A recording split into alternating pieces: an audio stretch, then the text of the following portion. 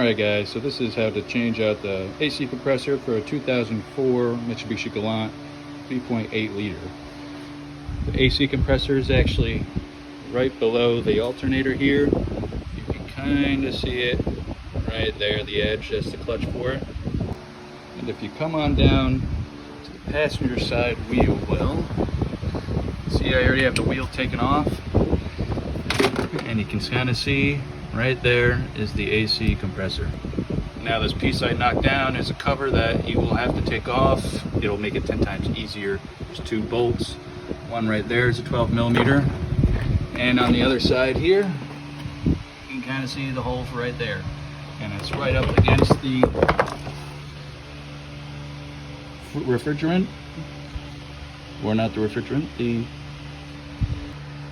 the windshield washing fluid right there. So there's 2 12mm bolts that you can take out, and you can get to the AC compressor right there.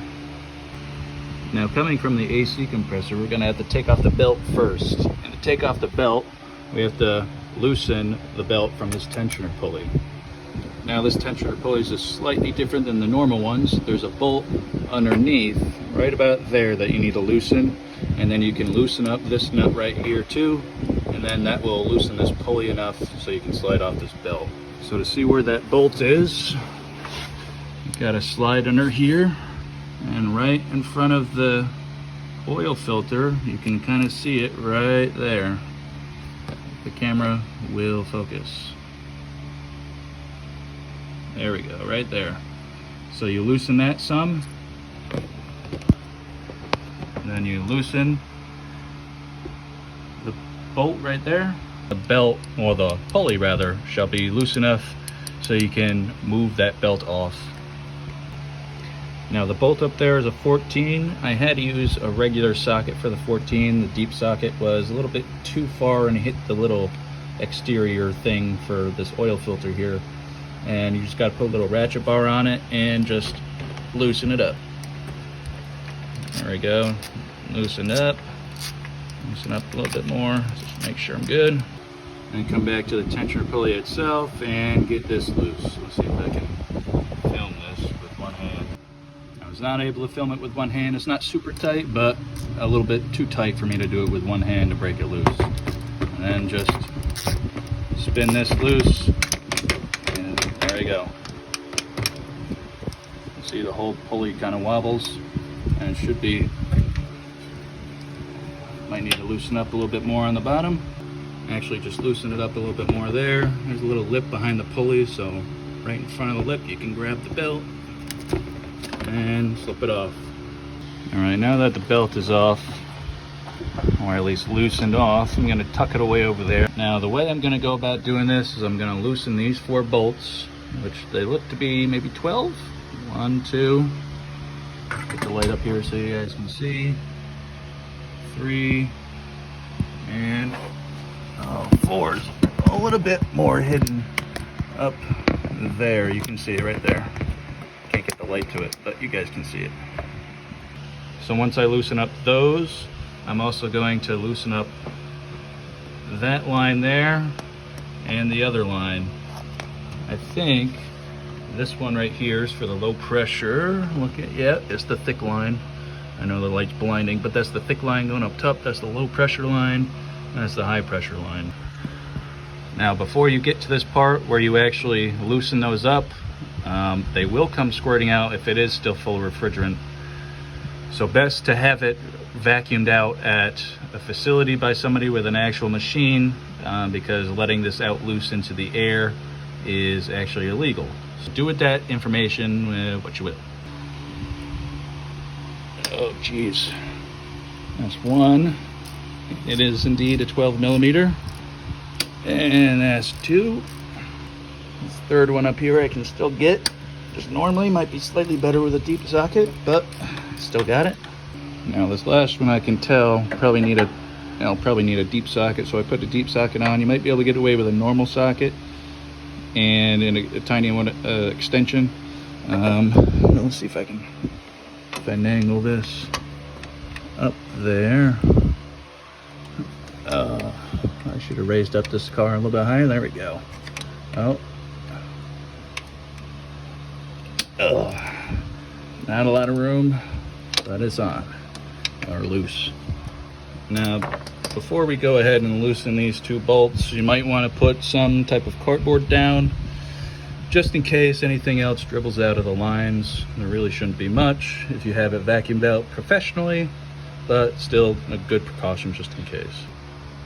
All right, now to get to these lines, they are 12 millimeters as well, and I went back to the regular socket, and it gives me just enough room. This line kind of gets in the way, but should be able to pop it loose. There we go. Try to get to the other one. Oh, come on. There we go. There we go. Now, right before I take out all these bolts, I'm probably going to take out the lines first, and then the actual mounting bolts, the 4 mounting bolts. Before I do that, we have to take off the connector. That's right up there. Save that for last, because just in case one of these broke or rounded off, I don't want to have to mess with that, because usually connectors on cars are a pain in the ass to deal with. So we'll do this right now. I usually leave it for last just for that. Had to get another flashlight so you could see, but you actually pull that in. I have to get a better grip on it. It's hard to do holding the camera, but you push that piece in right there, and then it pops out this way, the way that my finger was going away from the camera. Surprisingly, this one is easy to put on. There's no dielectric grease in there, so it's just been my lucky day. All right, taking off the bolt for the low pressure side, now for the other side, and loosen off this one for the high pressure side, and out it comes. Now I am going to cheat a little bit and try to use a gun, at least for this one. I'm probably going to take it off right here, take off that top one with the ratchet, take off that top one with the ratchet on that side, and leave one of the easier bolts over here on this side, and take off with the gun. Yeah, so of course not everything is so easy. It looks like this bolt is rusted to fuck inside, so that's probably going to stay there until I take off the whole thing. It only really threads that much through the actual mounting place or plate, and that's way more than enough for it to be free of that. So once I get this out, I'll take that off the rest of the way. Top one here actually came out pretty nice. Look at that, pretty much rust free. I wonder if somebody did this before or changed it out a little bit ago. So I got that other bolt out, and that one's a little bit covered in oil because I know I have an oil leak somewhere up top on the valve cover. So I got that out. This one's out, not rusted in. It's rusty, but not as bad as this one. A lot of corrosion, but it's out. So I'm just gonna knock out those lines because they're just kind of, they have a little divot on the end here that they go into the actual compressor, and they have little O-rings on each one. So I'm gonna have to pull them out. I can't hold the camera, so I can't show you guys. So all you want to do is just try to hold this still and pull it out. If you want, you can try to keep one of these in their place so it doesn't rock a little bit more for you, but you know, to each their own. I feel like it might be easier for me to do it this way. So just pull those out, and also make sure that you actually have new O-rings to replace, because a lot of times they might be bad, they might rip or whatever. It's always a good thing to just replace those O-rings since you're already taking apart doing all this to begin with. I did actually have to end up putting this bolt in there just to hold it a little bit, and that was good enough for me. So take that out the rest of the way and pull this one out. This one is a little bit harder to get to, just because of the way that this bends. It's harder to use that as leverage, because this one's more of a 90, so you can use it a little bit more leverage to actually take it out. It's kind of what it looks like. It kind of goes in. You got that O-ring right there that you want to replace. That's right towards the top, right there, that black O-ring. I'm gonna do the same to this one. So I was trying to muscle it off, but I just couldn't get the right angle on it. Maybe it might be better if I had this one on there, this bolt, to hold it in a little bit more. But I just took a little hammer, kind of hit it, and it's already starting to come out. So just make sure not to hit it too hard, especially if you use a metal one. If you use a little rubber mallet, if you can somehow find a way to swing it a little bit more effectively, that probably definitely won't damage the metal line. But you can still swing this. Just make sure not to do it too hard, because you don't want to dent it too much. You can dent it a little bit, but you know, doing it to the point where it pinches off all refrigerant when it's going through the system. So hey guys, me from the future here. I kind of didn't see this until I was all the way about to take off the whole entire thing. But there's this little wire harness here that you need to take off that little plastic clip from, that will keep the whole thing from coming out. So just make sure to take that out of that little groove. I don't like those little things, so I just cut it off, and I'll probably wrap zip tie around that white part and put it back through the hole and secure it that way afterwards. And just like that, with those 4 bolts off, the 2 lines off, that little connector disconnected, and where it clips onto the little mount there gone, and it all comes down. All right, so back at the workbench, got the old one here obviously and the new one. First thing you want to do when you replace parts like this is just check that they look the same, and it looks to be about the same. They pretty much about even right there, and they pretty much protrude, the pulleys protrude from about the same spot. They have the same number of splines here, whatever you want to call them. And it looks good. The construction looks pretty much about the same. The bolt holes are pretty much all in the same location, and for all the pipes and everything, and the wiring and everything looks all good. Now the one thing that you have to swap over is, it looks like this bracket that connects into the car, so that needs to go right here with that new bracket. So it looks like a screw right there, and that might be it. So yeah, once you transfer that over here, put on the connector, you should be all set. And you might want to try to find a way to route this into here, kind of like how they have it on this side. Might be able to snag that, whatever that little grommet is, and use it for here as well. All right, so I was able to get that off. I didn't quite put the bracket back on yet, but I wanted to go through exactly how I kind of took this apart. I'm keeping this mainly for parts in case this new one craps out again, and you know, maybe I can rebuild it. Maybe that's just wishful thinking, but either way, it was just one Phillips head right here. You have to make sure you put a lot of pressure down on that, because it is a very small bolt, and it is kind of already rusted a little bit, even with the mass amounts of oil that's on that. And other than that, this is actually slid in through there. And the thing is, you can't just pull it straight out, because I'll show you on the new one here, it actually has, oh shit, it actually has a little tiny tab right there. That little bit right there that gets caught inside of that little hole. So what I did is I used the little pick to stick it up in between to press that little thing out, that tab, to press that tab down inwards to get it away from the little hole there, and it pulled right out. If you're just junking this all together, not keeping it like me, you could probably get away with just mashing up these little sides here and, you know, just cutting it off and getting it off that way without going through the pain like I did. So for those keen-eyed viewers, I realized that there is not a hole to actually mount this on here, mount this bracket on here on the new one, like there is on this one right here. So what I ended up doing is, on this one, I just drilled 2 holes, put some zip ties through it, and when I put the bolt in, these will pretty much secure it, and these are pretty much out of the way where they won't hit. It'll pretty much secure it in there, and if I can, if I want to, I can kind of tighten this down, but more or less that should be fine for the way that it is. It is going to see some vibration and stuff, but the way that it is right now should be perfectly fine. Oh, and don't forget to take off that little film right there. And if you guys can see, instead of taking that little grommet or whatever that thing is right there, I just kind of used the zip tie that was already on it that binds these two together, and kind of shoved it in there. And that's a really firm fit. That ain't going nowhere. This ain't seeing a whole bunch of rattling action. So that should be more than fine. Now everything's all set. I'm going to leave these two covers on, that one and that one, until I'm ready and to put on those lines and be good to go to charge it. This is pre-filled, but I still want to make sure it is at the right pressure still.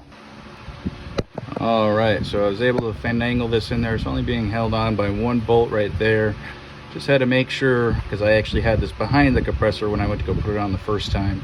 So make sure this wire's out of the way. And this did work pretty good. It is pretty, you know, it's still loose, but once I tighten this up, yeah, that should be more than good enough. I mean, that set screw that was there up there was really kind of just to hold it still while you're putting this on. I don't really think that was holding on too much, but those zip ties should be more than enough. I kind of want to just go up and bring the tail ends of those zip ties around and cut them, because I know over long periods of time those tails that have left over, if they do hit up against stuff over and over and over and over, they can actually wear through some things, even metal, just because it's so constant, you know, all the time, over and over. I just want to make sure that doesn't really happen. I don't really think there's much up there that it can really affect, but you know, that's just my paranoia getting the better of me. So I'll get that cut out. I'll bring those around, get that cut out, put that bolt in, and these two bolts on the bottom here, I'm gonna go bring up to my wire wheel and clean those off good and put them back in, and then put in these lines. All right, so back at the bench again, I got all four of those bolts on. Had to clean up the bottom too, but they're on. And now I guess just got to replace the O-rings. I got this little kit here from Harbor Freight. It has probably more than I'll ever use. But you just got to try to find the ones that match the closest to it.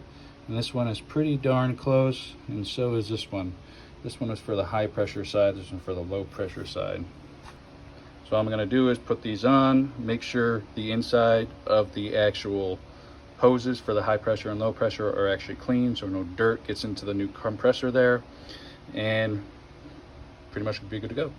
All right, so I got those new O-rings on, got that one on the high pressure side, and that one on the low pressure side. Now I'm just gonna take off those caps and just put the lines on, and probably reuse those bolts instead of the ones I had to clean up from the old one. So here's one line. All I did is unseal it. You'll hear a little tiny hiss, and all I did is pop it in. Just make sure you kind of feel it pop in, and then you can go ahead and thread in the bolts. And just make sure when you're tightening it, you tighten it nice and tight. I don't know the torque value, but you don't want to over torque these and actually break the bolt off inside. Just, you know, you could go off of what you can go off of the strength that you had to put into actually loosening it as a good gauge of how tight you should actually put it. In reality, it really shouldn't be too tight, but tight enough. I know that's vague, but that's all I got without a spec value. All right, so that last bolt is on right there. Just make sure when you're tightening it down that the actual pipe is still seated inside, because you don't want to have this kind of cockeyed as you're tightening this down, because then you'll fuck up the end of the line. You'll probably have to either get a new one or use a Dremel to kind of Dremel it out so it still fits in there nice and snug. But pretty much as long as it fits in there and the O-ring is still there, the end of the line can be pretty much as marred as it wants, as long as it still fits in there smooth without fucking up any of the sidewall here. And since all that's done, got everything tightened up, just need to put on the belt. And since this is pre-filled, I just want to turn it on and kind of make sure the pressure is correct. I might need to bleed it up the air a little bit, just at the low pressure side, but that'll pretty much be about it. And one thing I forgot to show before I button it all up, this is why you do your last checks before you're pretty much say all set to go. I made sure all these were good and tight, all the connections, but I forgot the little zip tie here that I said I'd put on for the wire harness. So yeah, make sure to do that. And for the belt, you got to remember the routing for the belt. It goes around this pulley, and then it goes down and around the AC compressor. It goes up around the generator slash alternator, whatever you want to call it, and it comes back down, and the back side, not the ribbed part, the back side of the belt comes up around this part, and it goes over that. You got to make sure you have clean hands. I clean my hands, they're 90% clean. It's good enough. Just want to make sure they're not full of oil, so when it gets on the belt starts slipping, because axle system for the belt depends on friction with grease, you know, makes stuff slip. Now if your guys, this is like mine, for putting the belt back on, I actually had to loosen up this tensioner a lot more, so I just undid that quite a bit. So just unscrew that a lot more and then you'll be able to put that on.